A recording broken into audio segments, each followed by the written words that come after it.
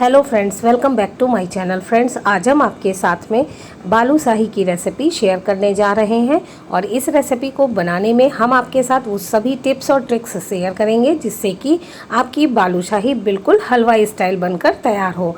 और इन बालूशाही को बनाकर आप कम से कम 1 से 1.5 महीने स्टोर भी कर सकते हैं, लेकिन वो कैसे, वो हम आपको आगे बताएंगे। तो चलिए बालूशाही की रेसिपी बनाना शुरू करते हैं। लेकिन उससे पहले एक बार फिर से आप सभी से विनम्र निवेदन है कि अगर आपको हमारी रेसिपीज़ पसंद आती हो, वीडियो अच्छा लगता हो, तो प्लीज़ हमारे वीडियो को लाइक करना, शेयर करना, कमेंट करना, साथ ही हमारे चैनल से जुड़ने के लिए प्लीज़ चैनल को सब्सक्राइब करना बिल्कुल मत भूलिएगा। लाइक, शेयर, कमेंट और सब्सक्राइब करना बिल्कुल फ्री है। बालूशाही बनाने के लिए सबसे पहले हम बालूशाही का डो तैयार करेंगे। डो तैयार करने के लिए हमने यहाँ पर एक बोल लिया है और इस बोल में हमने एक स्टेनर रख दिया है और अब हम इसमें डालेंगे 2 कटोरी मैदा। क्योंकि स्टेनर छोटा है इसलिए पहले हम 1 कटोरी मैदा डालकर मैदे को छान लेंगे और उसके बाद ही हम दूसरी कटोरी मैदा डालेंगे। 1 कटोरी मैदा छानने के बाद अब हम ये दूसरी कटोरी मैदा भी छान लेंगे। मैदा छानने के बाद अब हम इस मैदे में डालेंगे 1 पिंच नमक। नमक डालने के बाद अब हम इसमें डालेंगे 1 टेबल स्पून बेकिंग पाउडर। आप इसकी जगह पे बेकिंग सोडा का यूज़ कर सकते हैं, लेकिन अगर आप बेकिंग सोडा डाल रहे हैं तो बेकिंग सोडा का अच्छा रिस्पांस पाने के लिए आप इसमें थोड़ा सा फ्रेश दही का यूज़ करें। बेकिंग सोडा डालने के बाद अब हम इन सभी को पहले अच्छे से मिक्स कर देंगे। सभी इंग्रेडिएंट को अच्छे से मिक्स करने के बाद अब हम इसमें देंगे घी का मोयन। ये देखिए, ये हमने यहाँ पर घी लिया है। ये रूम टेम्परेचर पर घी है। अगर आप घी की जगह रिफाइंड यूज़ करना चाहते हैं तो आप रिफाइंड यूज़ कर सकते हैं, लेकिन घी का मोयन देने से बालूशाही ज़्यादा खस्ता बनेगी। आप घी की जगह पर वनस्पति घी का भी यूज़ कर सकते हैं। और अब हम इस घी को थोड़ा थोड़ा करके मैदे में डालेंगे। जितनी हमें ज़रूरत होगी उतना ही घी हम मैदे में डालेंगे।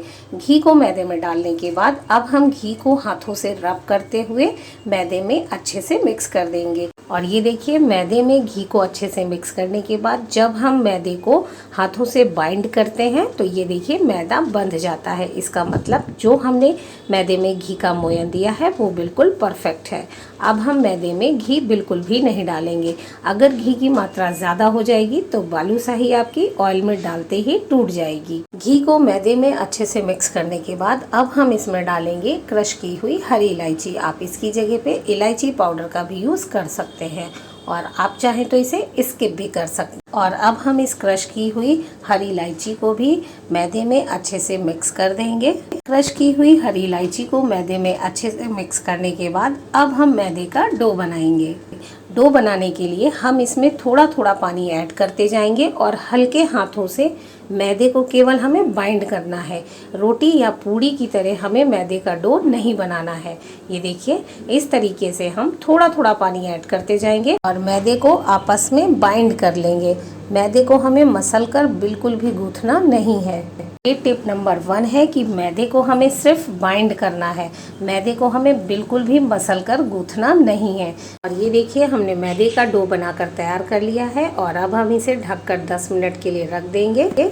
जब तक डो रेस्ट पर रखा है, चलिए हम बालूशाही के लिए चाशनी बना लेते हैं। चाशनी बनाने के लिए हमने यहाँ पर एक पैन का यूज़ किया है क्योंकि चाशनी हम चौड़े बर्तन में ही बनाएंगे। चौड़े बर्तन में चाशनी बनाने से ये फ़ायदा है कि जब हम बालूशाही को चाशनी में डालेंगे तो बालूशाही अच्छे से चाशनी में डूब जाएगी और चाशनी को सोख भी कर लेगी।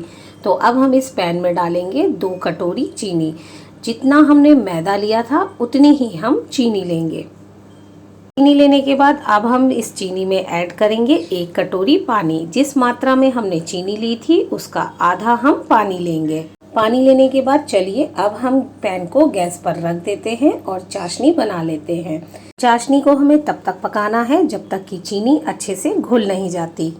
लेकिन एक चीज़ का ध्यान रखिएगा कि हमें यहाँ पर 1 तार या 2 तार की चाशनी बिल्कुल भी नहीं बनानी है। ज़्यादातर लोग यही गलती कर देते हैं और 1 तार की चाशनी बना देते हैं। 1 तार की चाशनी बनाने से ये नुकसान है कि जो बालूशाही हैं वो चाशनी को अच्छे से सोख नहीं कर पाती और जब हम चाशनी ठंडी हो जाती है और उसे बार बार गर्म करते हैं तो चाशनी ज़्यादा टाइट हो जाती है, जिसकी वजह से बालूशाही के ऊपर चीनी की एक लेयर आ जाती है। चाशनी को तब तक पकाना है जब तक कि चीनी अच्छे से घुल नहीं जाती, साथ ही चाशनी हल्की सी चिपचिपी नहीं हो जाती। इससे ज़्यादा चाशनी को हमें बिल्कुल भी नहीं पकाना है। साथ ही इसमें डालेंगे थोड़े से केसर के धागे। अगर आपके पास केसर नहीं है तो आप इसे स्किप भी कर सकते हैं और केसर की जगह पे आप केसर या फूड कलर का यूज़ कर सकते हैं। साथ ही अगर आप चाहें तो आप इसमें 1 या 2 हरी इलायची को भी क्रश करके डाल सकते हैं। और ये देखिए चाशनी में चीनी अच्छे से घुल गई है। चीनी घुलने के बाद चाशनी को 5 मिनट हमने और पका लिया है। चलिए अब हम इसे चेक करते हैं। चेक करने के लिए हमने थोड़ी सी चाशनी अपनी उंगली में ले ली है और उंगली और अंगूठे की सहायता से हम चाशनी को इस तरीके से चेक करेंगे। अगर उंगली और अंगूठा आपस में चिपकने लगा है तो आप समझ लीजिए कि चाशनी बनकर तैयार हो गई है। इससे ज़्यादा चाशनी को हमें बिल्कुल भी नहीं पकाना है। और अब हम गैस को ऑफ कर देंगे क्योंकि जब चाशनी ठंडी होगी तो थोड़ी सी और हार्ड हो जाएगी। और साथ ही ये देखिए चाशनी का कलर भी कितना सुंदर आया है। साथ ही इसमें डालेंगे 2 से 4 बूंद केवड़ा एसेंस के, इसीलिए हमने यहाँ पर इलायची पाउडर का यूज़ नहीं किया है। चाशनी तैयार होने के बाद अब हम चाशनी को साइड में रख देंगे और अब हम बालूशाही बनाएंगे। और ये देखिए डो भी अच्छे से सेट हो गया है। चलिए हम आपको दिखा देते हैं डो में लेयर। ये देखिए डो में कितनी अच्छी लेयर बनकर तैयार हुई है, ये देखिए।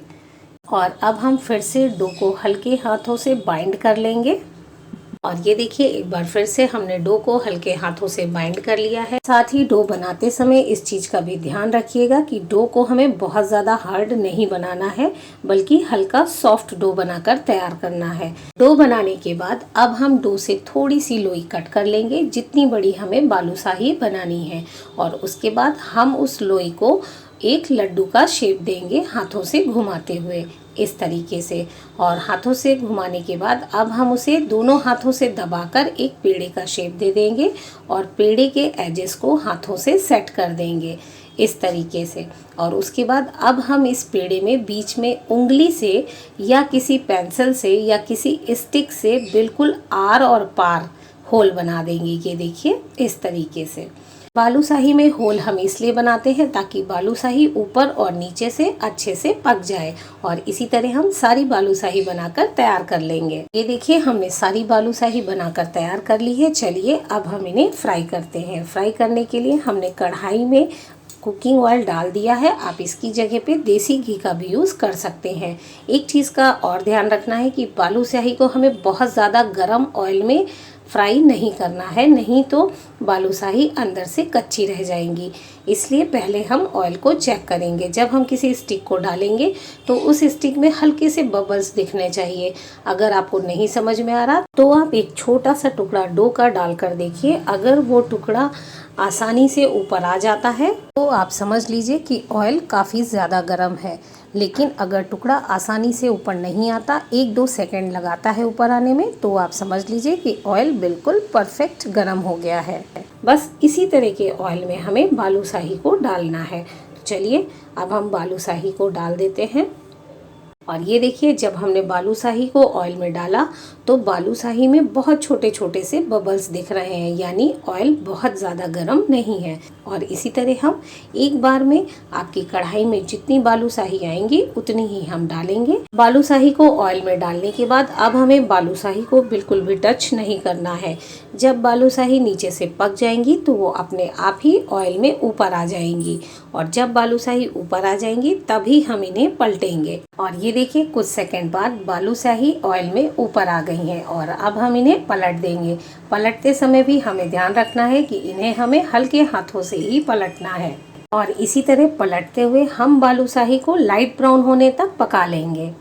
और ये देखिए बालूशाही हल्की हल्की लाइट ब्राउन होने लगी है। बालूशाही को हमें धीमी आंच पर ही पकाना है। अगर हम तेज आंच पर बालूशाही को पकाएंगे तो बालूशाही ऊपर और नीचे से लाइट ब्राउन तो हो जाएगी लेकिन बीच में कच्ची रह जाएगी। हम आपको पास से दिखा देते हैं कि बालूशाही देखिए कितनी परफेक्ट बनकर तैयार हो रही हैं। लेकिन अभी हम इसे थोड़ा और पकाएंगे। और ये देखिए बालूशाही दोनों साइड से अच्छे से पक गई हैं और इनका कलर भी बहुत अच्छा आया है। और अब हम इन्हें एक प्लेट में निकाल लेंगे।